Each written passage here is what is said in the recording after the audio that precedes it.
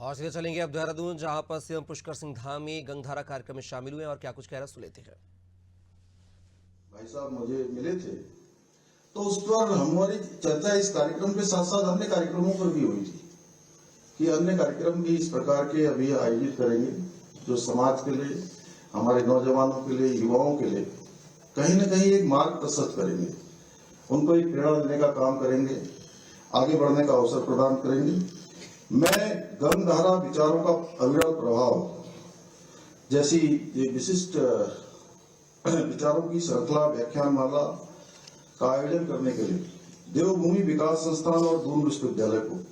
बहुत अपनी तरफ से बधाई देता हूँ, बहुत शुभकामनाएं देता हूँ।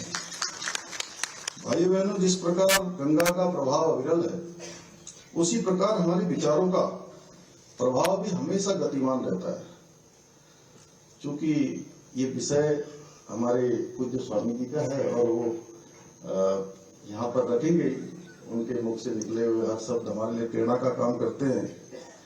लेकिन फिर भी मैं इतना कहना चाहूंगा कि विचारों का ये प्रभाव ही हमें जीवन के हर क्षेत्र में आगे बढ़ने के लिए प्रेरित करता है और विचारों का आदान प्रदान हमेशा हमारी परंपरा का एक हिस्सा रहा है और हमारे प्राचीन गुरुकुलों में भी संवाद और चर्चा को शिक्षा का आधार माना गया था।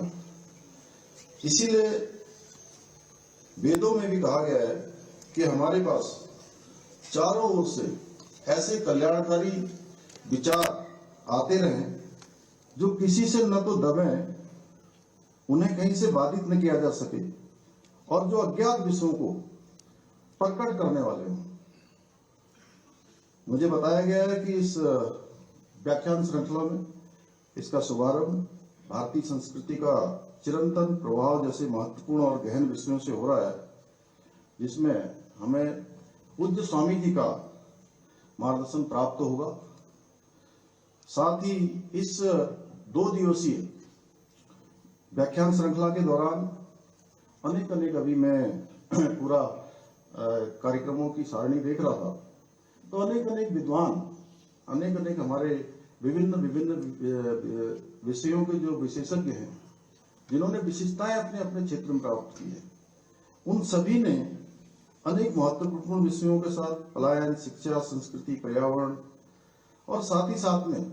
जो एक हमारे लिए अभी बड़ी चुनौती है, हिमालय क्षेत्रों की धारण क्षमता, ऐसे महत्वपूर्ण विचारों पर विचार विमर्श किया जाएगा। और मैं सच बताऊं तो मैं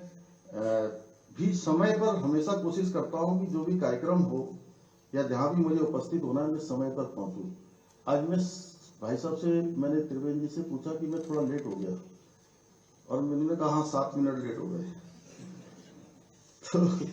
तो उसका कारण क्या था कि इसी दौरान अभी पिथौरागढ़ के तवा घाट के पास एक जगह पर भूस्खलन हो गया बड़ा और वो टेलीविजन पर समाचार चलने लगा, तो आप लोगों में से भी शायद कम लोगों को भी पता चला होगा, अभी आया समाचार। तो वही जानकारी करने में थोड़ा गाड़ी बीच में रोक के मुझे बात करनी थी। मुझे ऐसा लगा